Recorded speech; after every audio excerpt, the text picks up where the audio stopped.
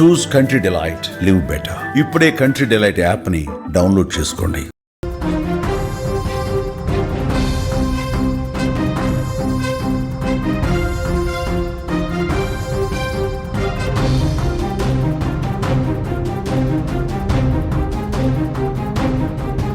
హితీక్షను చంపింది పిండి మమతే అని తేల్చిన తర్వాత పోలీసులు సీన్ రీకన్స్ట్రక్షన్ చేశారు.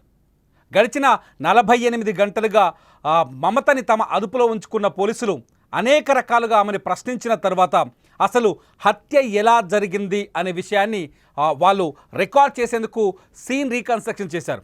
మమతకు సంబంధించిన పోలీస్ స్టేషన్లో ఉన్న విజువల్స్ మా దగ్గర ఉన్నాయి. ఒకసారి మీ స్క్రీన్ మీద చూడొచ్చు. పోలీసులు మమతని అదుపులోకి తీసుకొని సీన్ రీకన్స్ట్రక్షన్ చేయడానికి వెళుతున్న సందర్భంలో రికార్డు చేసిన వీడియోస్ ఇవి. జగిత్యాల పోలీసులు మమతని స్టేషన్ నుంచి బయటకు తీసుకొస్తున్నారు. ఈ మమతే బంగారు తల్లి హితీక్ష ప్రాణాలని బలి తీసుకుంది. తన సొంత అక్క కూతురు నవీన కూతురైన హితీక్ష గొంతు కోసింది. కట్టర్తో ఆ బంగారు తల్లి గొంతు కోసి ఏమీ తెలియని అమాయకురాలుగా ఆమె అక్క పక్కనే కూర్చొని బోరున విలపిస్తూ మహానటిలా నంగనాచిలా నటించింది. ఈ మమత విజువల్స్ ఇప్పుడు మీరు చూడొచ్చు. పోలీసుల అదుపులో ఉన్న మమత విజువల్స్. ఎప్పుడైతే మమత హితీక్షను చంపినట్టుగా పోలీసులు నిర్ధారించుకున్న తర్వాత అసలు ఎలా చంపావు, ఎలా మర్డర్ ప్లాన్ చేశావు, హత్యకి ఎన్ని రోజుల నుంచి ఈ ప్లాన్ రాసుకున్నావు అనే విషయాలన్నింటినీ బయటకు లాగే ప్రయత్నం చేశారు పోలీసులు. జగిత్యాల పోలీసుల విచారణలో మమత భయంకరమైన విషయాల్ని బయటపెట్టింది. మమత హితీక్షను చంపిన సీన్ రీకన్స్ట్రక్షన్ డీటెయిల్స్ తెలిస్తే మీరు కూడా కళ్ళ వెంట నీళ్ళు తెచ్చుకుంటారు. శనివారం సాయంత్రం హితీక్ష దారుణ హత్యకు గురైంది. శనివారం సాయంత్రం హితీక్షని మమత అటకాయించింది. మొహరం పండగ ఎక్కడైతే ఈ కోరుట్లలో మొహరం అనేది చాలా పెద్ద పండగ. ఎక్కువ మంది ఊరంతా కలిసి ఒక పెద్ద ఫెస్టివల్లా చేస్తారు. ఈ మొహరం పండగ సందర్భంగా స్కూలుకు వెళ్ళి తిరిగి వచ్చిన హితీక్ష అక్కడ పీరీల ప్రదర్శనను చూసేందుకు వెళ్ళింది. పీరీలను చూస్తున్న సమయంలోనే సాయంత్రం 5 గంటల సమయంలోనే హితీక్షని కనిపెట్టిన మమత తన వెంట తీసుకొచ్చింది. సొంత పిన్నే కావడంతో హితీక్ష మమత వెంట నడుచుకుంటూ వచ్చింది. అక్కడి నుంచి తన వెంట తెచ్చుకున్న కట్టర్తో మమత హితీక్షని తీసుకొని తమ ఇంటికి ఎదురుగా ఉన్న మరో ఇంట్లోకి తీసుకెళ్ళింది. ఆ ఇంటికి తాళం వేసి ఉంది. ఆ ఇంటి యజమాని ఆ సమయంలో లేరు. బాత్రూంలో ఇంటి బయట ఉన్న వాష్రూమ్లోకి తీసుకెళ్ళి హితీక్ష నోరు మూసి వెంట తెచ్చుకున్న కట్టర్తో ఆ బంగారు తల్లి గొంతు కోసేసింది. గొంతు కోసి వెంట తెచ్చుకున్న కత్తితో కసిదీరా పొడిచాను అని మమత పోలీస్ కన్ఫెషన్లో స్పష్టం చేసినట్టుగా సమాచారం అందుతోంది. హితీక్షను చంపిన తర్వాత ఏమీ తెలియని నంగనాచిలా మళ్ళీ కొత్త నాటకాన్ని మొదలుపెట్టింది. ఈ సందర్భంలో హితీక్ష హత్యకు ముందు నువ్వెలా ఆలోచించావని పోలీసులు అడిగితే మమత ఇంకొక భయంకరమైన విషయం చెప్పింది. అసలు తను చంపాలనుకున్నది ఒరిజినల్గా హితీక్షను కాదు, హితీక్ష అన్న. ఈమె కంటే బంగారు తల్లి హితీక్ష కంటే 2 ఏళ్ళు పెద్దవాడు నవీన పెద్ద కొడుకు. అదే రాము నవీన పెద్ద కొడుకు. ఆ కొడుకుని చంపేయాలనుకుందంట. ఆ కొడుకును చంపితే తన అక్క జీవితాంతం బోరున విలపిస్తుంది, కన్నీరు మున్నూరై విలపిస్తుంది. ఆమె కన్నీరు విలపిస్తుంటే, ఆమె ఏడుస్తుంటే జీవితాంతం నేను చాలా సంతోషంగా ఆనందంగా ఉంటాను, ఆమెకు తీరని బాధ కలిగించినట్టు అవుతుంది అని భావించింది మమత. ఇదే విషయాన్ని పోలీసుల ముందు అంగీకరించినట్టుగా తెలుస్తోంది. తన అక్క మీద ఉన్న అసూయతోనే ఎవరో ఒకరిని ఏదో ఒకటి చేయాలన్న ఉద్దేశంతోనే హితీక్షను లాక్కొచ్చి బాత్రూంలోకి తీసుకెళ్ళి ఎదురింట్లో పొరుగింట్లో ఉన్న బాత్రూంలోకి తీసుకెళ్ళి చంపేసి రక్తపు మడుగులో హితీక్షను అక్కడే వదిలేసి తను హత్యకు వాడిన కట్టర్లు పట్టుకొని ఇంటికొచ్చిన మమత చీరపైన హితీక్ష రక్తపు మరకలు ఉండడంతో ఆ చీరను మార్చుకొని తన చేతిలో ఉన్న కట్టర్ని ఒక బ్యాగులో పెట్టుకొని అక్కడి నుంచి పంజాబీ డ్రెస్ వేసుకొని ఇప్పుడు ఆ రోజు నుంచి హత్య చేసిన నాటి నుంచి ఇప్పుడు మీరు కనిపిస్తున్న పోలీస్ జీపులో కానీ బయట ఆసుపత్రిలో ఆ రోజు రాత్రి మీరు చూసే 2 విజువల్స్లో ఒకటి రాత్రి ఆసుపత్రిలో ఉన్న విజువల్, హితీక్ష డెడ్ బాడీ దొరికిన సమయంలో ఉన్న విజువల్. అదే రోజు మమతను పట్టుకొచ్చారు ఇప్పుడు పోలీస్ స్టేషన్లో ఇవాళ రికార్డ్ చేసిన విజువల్స్. అదే డ్రెస్లో ఉంది గడిచిన 48 గంటలుగా మమత. ఈ మమత హితీక్షని తీసుకొచ్చి చీర మార్చుకొని ఆమెను చంపడానికి వాడిన బంగారు తల్లిని చంపడానికి వాడిన కట్టర్ని బ్యాగులో వేసుకొని ఒక ప్యాసింజర్ ఆటో తీసుకొని ఆ ఆటోలో మెయిన్ రోడ్ వరకు వెళ్ళిపోయింది. కోరుట్లలో ఉన్న జాతీయ రహదారి వరకు వెళ్ళిపోయింది. జాతీయ రహదారి పక్కనే జిఎస్ ఫంక్షన్ హాల్ అని ఒక హాల్ ఉంటుంది. జిఎస్ ఫంక్షన్ హాల్ దగ్గరికి వెళ్ళి ఆ ఫంక్షన్ హాల్ వెనకాల ఒక వీధి ఉంటుంది, కొంత నిర్మానుష్యంగా ఉంటుంది ఆ వీధి. ఆ వీధిలో ఈ కత్తి కట్టర్ చీరతో కూడిన బ్యాగ్ని అక్కడ పడేసింది. ఆ తర్వాత మళ్ళీ ఏమీ తెలియనట్టుగానే ఇంటికి వచ్చేసింది ఆటోలో. మమత వచ్చేసరికే హితీక్ష మిస్సింగ్ అనే ప్రచారం జరుగుతుంది వీధిలో. తమ కాలనీలో హితీక్ష కనిపించట్లేదంటూ వాళ్ళ నాన్నమ్మ మమత అత్త లక్ష్మి మనవరాలు కోసం వెతుకుతోంది. పీరీల దగ్గరికి వెళ్ళింది, మొహరం పండగ దగ్గరికి వెళ్ళింది, పక్కింటోళ్ళని అడిగింది. హితీక్ష ఆ గల్లీలో చాలామందికి తెలుసు. హితీక్షని అందరూ ముద్దుగా పలకరించేవాళ్ళు, ముద్దుగా మాట్లాడేవాళ్ళు. 5 ఏళ్ల పాప కాబట్టి అందరూ తన ఇంటికి రాగానే ఆ బంగారు తల్లిని చాలా చక్కగా చూసుకునేవాళ్ళు. ఆ ఇళ్ళంది వెతికింది హితీక్ష నానమ్మ లక్ష్మి. ఈ సమయంలో హితీక్ష తల్లి నవీన ఇంట్లో లేదు, ఏదో పని మీద కరీంనగర్ వెళ్ళినట్టుగా సమాచారం ఉంది. సో తల్లి లేని సమయం కావడంతో హితీక్ష ఈ హత్యకి పూనుకున్నట్టుగా అర్థమవుతోంది. హితీక్ష తల్లి వచ్చేలోపే ఈ హత్య చేయాలనుకుంది. హితీక్ష తల్లి వచ్చేలోపే మర్డర్ చేసింది. ఏమీ తెలియని నంగనాచిలా ఇంట్లో వచ్చి కూర్చుంది. ఎప్పుడైతే నాన్నమ్మ మనవరాలి కోసం వెతకడం మొదలైందో ఒక్కదానితో మొదలైన వెతుకులాట కాలనీ మొత్తం వచ్చేశారు. హితీక్ష కోసం ఆరా తీశారు. చీకటి పడే కొద్దీ హితీక్ష తల్లి కూడా నవీన ఇంటికి వచ్చింది. కూతురు కనిపించకపోవడంతో బోరున విలపిస్తూ భయాందోళనకు గురైంది. భయాందోళన పెరగడం, చీకటి పడుతుండడంతో అర్థం కాని స్థితిలో పోలీసుల దగ్గరికి వెళ్లారు హితీక్ష కుటుంబ సభ్యులు. పోలీసులు వచ్చి సెర్చ్ చేస్తే హితీక్ష డెడ్ బాడీ ఎదురుగా ఉన్న ఇంట్లో బాత్రూంలో రక్తపు మడుగులో గొంతు కోసి కనిపించింది. మీరు ఆ బాత్రూమ్ని కూడా ఇప్పుడు స్క్రీన్లో చూస్తున్నారు. ఈ బాత్రూంలో మీకు కనిపిస్తున్న బ్లాక్ అండ్ వైట్లో మేము చూపిస్తున్న ఆ బ్లడ్ ఆనవాళ్ళు మీరు చూస్తున్నారు. ఈ బాత్రూంలోనే హితీక్ష డెడ్ బాడీ దొరికింది. హితీక్ష డెడ్ బాడీని చూడగానే ఒక్కసారిగా అందరూ బోరున విలపించారు. ఎవరు హితీక్షను చంపారనే విషయం అర్థం కాని పరిస్థితి. పోలీసులు కూడా షాక్కు గురయ్యారు. విషయం వెంటనే జిల్లా పోలీసు ఉన్నతాధికారి ఎస్పీ దగ్గరికి వెళ్ళిపోయింది. ఇమీడియట్లీ రంగంలోకి దిగిన ఎస్పీ సరాసరి జగిత్యాల నుంచి కోరుట్లకు వచ్చారు. కోరుట్లలో హితీక్ష ఇంటి పరిసరాన్ని పరిశీలించారు. ఆ హితీక్ష మర్డర్ జరిగిన ప్లేస్ను చూశారు. సాయంత్రం 9 గంటల నుంచి ఉదయం 4 గంటల వరకు ఎస్పీ అక్కడే ఉండి పూర్తి స్థాయి విచారణ జరిపించారు. ఈలోపు టెక్నికల్ టీం వచ్చింది, పోలీస్ క్లూస్ టీం వచ్చింది, అట్లాగే డాగ్ స్క్వాడ్ వచ్చింది. డాగ్ స్క్వాడ్ వచ్చి మర్డర్ జరిగిన ప్లేస్ నుంచి హంతకులు ఎటువైపు వెళ్లారనే విషయాన్ని పసిగడుతూ వెళ్ళింది. కట్ చేస్తే ఆ డాగ్ స్క్వాడ్ నేరుగా హితీక్ష ఇంట్లోకి వెళ్ళింది. దీంతో పోలీసులకు క్లారిటీ వచ్చింది, ఇంట్లో వాళ్ళే ఈ హత్య చేశారని. వెంటనే కుటుంబ సభ్యులందరినీ కూర్చోబెట్టి ఒక్కొక్కరిని ఆరా తీశారు పోలీసులు.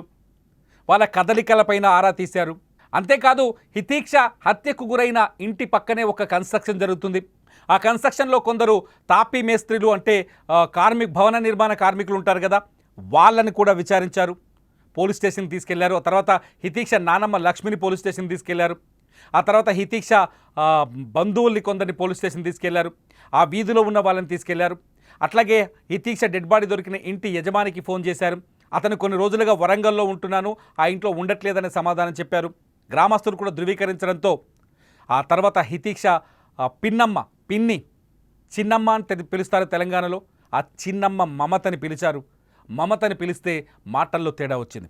మమత ప్రవర్తన పైన పోలీసుల దగ్గరున్న టెక్నికల్ టీం లోకల్గా ఉన్న సీసీ కెమెరాల్ని పరిశీలించారు. ఇటు డాగ్ స్క్వాడ్ కూడా మమత వైపే చూడడంతో అనుమానం చాలా స్పష్టంగా పెరిగిపోయింది. అంతేకాదు అక్కడున్న స్థానికులు కూడా మధ్యాహ్నం మమత చీర కట్టుకుంది, ఆ తర్వాత ఇప్పుడు పంజాబీ డ్రెస్ వేసుకుందనే సమాచారాన్ని గమనించారు, పోలీసులకు అందించారు. దీంతో సీసీటీవీ ఫుటేజ్ చూస్తే హత్యకు గురైన ఇంట్లోంచి మమత ఒక బ్యాగ్ తీసుకొని బయటకు వస్తున్న దృశ్యాలు కనిపించాయి. ఆ బ్యాగులోనే హత్యకు వాడిన కత్తి కట్టరున్నట్టుగా పోలీసులు అనుమానించారు. వెంటనే మమతని పోలీస్ స్టేషన్కి తీసుకెళ్లి ఆదివారం తెల్లవారుజామున 4 గంటల సమయంలో మమతని పోలీస్ స్టేషన్ తీసుకెళ్లి 4 తగిలిస్తే అసలు విషయాన్ని ఒప్పుకుంది మమత. నేనే మా అక్క కూతురు హితీక్షని చంపేశానని, కట్టర్తో గొంతు కోశాను, కత్తితో పొడిచాను అని చెప్పింది. తన అక్క పైన ఉన్న అసూయని భరించలేకపోయాను, ఇంట్లో తన అక్క నవీనకు అధిక ప్రాధాన్యత ఇవ్వడం, తనకి ప్రాధాన్యత లేకపోవడంతోనే ఈ హత్య చేసినట్టు ఒప్పుకున్నారు. ఇటు కుటుంబ సభ్యులు కూడా మమతని అదుపులోకి తీసుకోగానే ఆమె పైనున్న ఆరోపణలన్నింటినీ పోలీసులకు చెప్పారు. మమత ఆన్లైన్ బెట్టింగ్లు ఆడుతుందని, అట్లాగే బిట్ కాయిన్స్ లాంటి వాటిలో డబ్బులు పెడుతోందని, 30 లక్షల రూపాయల వరకు దుర్వినియోగం చేసింది, అప్పులు చేసిందని కుటుంబ సభ్యులు చెప్పారు. ఈ ఫ్రస్ట్రేషన్లోనే మమతకి కొంత కుటుంబంలో చిన్న చూపు దక్కింది. అయితే నవీన కుటుంబ బాధ్యతలను తీసుకోవడం, ఎందుకంటే నవీన భర్త రాము, మమత భర్త లక్ష్మణ్, రాము లక్ష్మణ్ తండ్రి కూడా, నవీన అత్త కూడా, మామ కూడా దుబాయ్లోనే ఉంటున్నారు. హత్యోదంతం తెలియగానే నవీన భర్త రామ్ వచ్చాడు కానీ లక్ష్మణ్ రాలేదు. ఈలోపు మమత ఉన్న విషయాలన్నింటినీ బయటపెట్టింది. కుటుంబ సభ్యులు చెప్పిన మాటలు, మమత చెప్పిన మాటలు మ్యాచ్ అవ్వడంతో పోలీసులు ఒక నిర్ధారణకు వచ్చారు, హత్య మమతే చేసిందని. ఆ తర్వాత మీరు చూస్తున్నారు విజువల్స్లో మమతని సీన్ రీకన్స్ట్రక్షన్ కోసం పోలీస్ జీప్లో ఎక్కించుకొని ఆ కత్తి అసలు హత్య ఎలా జరిగిందనే విషయాన్ని రీకన్స్ట్రక్ట్ చేస్తూ వచ్చారు. మీరు చూసిన విజువల్స్లో చూడొచ్చు, మమత హత్య చేసిన ఇంటి దగ్గరకు వచ్చి హత్య చేసిన విధానాన్ని చెప్పి పోలీస్ స్టేషన్లోకి వెళుతున్న సీన్, పోలీస్ జీప్ ఎక్కుతున్న సీన్ చూడొచ్చు. పోలీస్ స్టేషన్ నుంచి బయటకు వస్తున్న సీన్ ఇది. మమత ఎలా చంపానో చాలా స్పష్టమైన వివరణ పోలీసులకు ఇచ్చినట్టుగా తెలుస్తుంది. టెక్నికల్ ఎవిడెన్స్ని కూడా పోలీసులు తీసుకున్నారు. మమత ఈ హత్య చేసినట్టుగా కొద్దిసేపటి క్రితమే నిర్ధారించినట్టు సమాచారం అందుతోంది. కేవలం అక్క మీద అసూయతోటే ఈ హత్య చేసిందని, అక్కకి ఇంట్లో గౌరవం ఎక్కువగా ఉండటం వల్ల ఈ హత్య చేసినట్టుగా మమత ఒప్పుకుందని పోలీసులు చెప్తున్నారు. నిజానికి మమత, ఆమె హితీక్ష తల్లి నవీన ఇద్దరు సొంత అక్క చెల్లెళ్ళ పిల్లలు. మమత తల్లి, నవీన తల్లి కూడా సొంత అక్క చెల్లెళ్ళు. వీళ్ళిద్దరూ రాము లక్ష్మణ్ అని హితీక్ష నాన్న, పిన్నాన్న, చిన్నాన్న, బాబాయ్ అంటాం కదా, వీళ్ళిద్దరూ కవల పిల్లలు. వాస్తవానికి వీళ్ళిద్దరిని పెళ్లి చేసుకున్నారు. రాము అట్లాగే లక్ష్మణ్ ఇద్దరు దుబాయ్లోనే ఉన్నారు. హితీక్ష హత్యోదంతం తర్వాత మమత ఫోన్లో కొన్ని ఫొటోస్ లభించాయని చెప్పారు పోలీసులు. మమత ఫోన్ కాల్ డేటా మొత్తం డెలీట్ అయినట్టుగా చెప్పారు. ఇదంతా చూస్తుంటే హత్య చేసిన విషయాన్ని దుబాయ్లో ఉన్న భర్తకు ముందుగానే మమత చెప్పిందేమో అనే అనుమానాలు కలుగుతున్నాయి పోలీసులకి. అందుకే లక్ష్మణ్ ఈ హత్య తర్వాత ఇంటికి రాలేకపోయాడు. నిజానికి రాము వచ్చాడు, రాము తండ్రి కూడా ఇక్కడికి వచ్చాడు, కానీ లక్ష్మణ్ రాలేకపోయాడు. అంటే భార్య ముందుగానే లక్ష్మణ్కి సమాచారం ఇచ్చిందనే ఒక చర్చ కూడా పోలీసుల దగ్గర జరుగుతుంది. ఈ పోలీసులు దీనిపైన ఇంకా వివరణ ఇవ్వాల్సి ఉంది. మొత్తానికి చాలా పకడ్బందీ ప్లాన్తో, చాలా క్రిమినల్ బ్రెయిన్తో, ఊహించని అసూయని మనసులో పెంచుకొని, కక్షని మనసులో పెంచుకొని బంగారు తల్లి హితీక్ష ప్రాణాలు బలి తీసుకుంది సొంత పిన్ని మమత. మమత ఇంత దారుణానికి ఒడిగడుతుందని ఎవ్వరూ ఊహించలేదు ఆ కుటుంబంలో. మనం కూడా మన పిల్లల్ని బంధువుల దగ్గర వదిలేస్తాం. మన రక్త సంబంధికుల ఇంట్లో ఉంచితే మనం ఎలా చూసుకుంటామో మన బంధువులు కూడా మన రక్త సంబంధికులు, మన తమ్ముడు భార్యనో, నా తమ్ముడో, లేకపోతే నా చెల్లో అలాగే చూసుకుంటుందని నమ్ముతాం. ఎందుకంటే మన వాళ్ళు మన రక్తానికి హాని చెయ్యరు అని. కానీ మమత అలా ఆలోచించలేదు.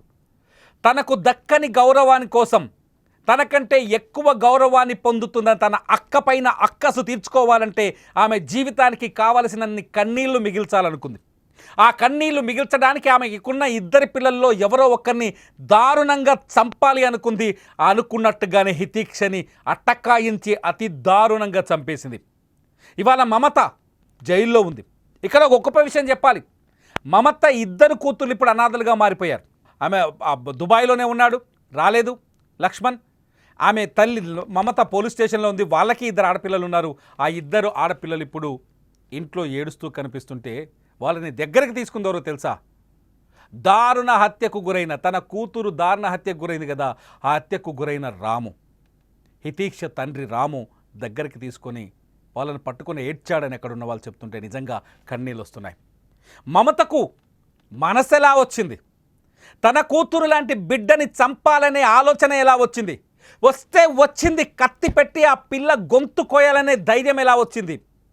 ఆ చిన్నారి గొంతు కోస్తుంటే, ఆ చిన్నారి ఏడుస్తుంటే ఒక్క క్షణం బాధ అనిపించలేదా? ఆపలేకపోయిందా? ఇంత రాక్షసత్వం ఉందా మమత మనసులో? ఇంత రాక్షసులుగా ఉన్నాయా ఈ సమాజంలో మనుషులు? ఇంత పాశవికమైన హృదయాలతో జీవిస్తున్నామా? ఇంత దుర్మార్గమా? ఒక్కసారి ఆలోచించండి.